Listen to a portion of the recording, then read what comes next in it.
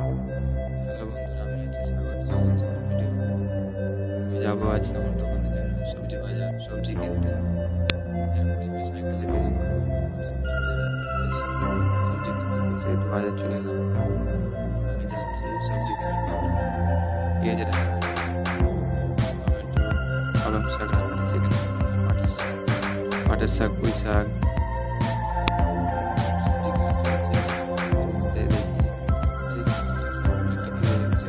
সবজি কেনার জন্য সবজি শেষের মধ্যে তার কথা ফোন করছে, আলোচনা করছে যে টাকা দাও, টাকা দেবো, টাকা দেবো না, টাকা দেবো।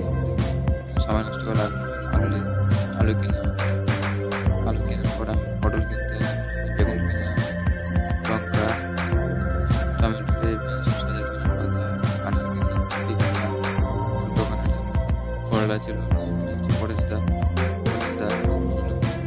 এই পাটের শাক কিনলাম, টমেটো কিনলাম, এই লেসার শাকটা কিনলাম, দেশি টমেটো ছিল, দেশি টমেটো, কাঁঠাল কিনলাম, পেঁপে, পাটের শাক। সবাই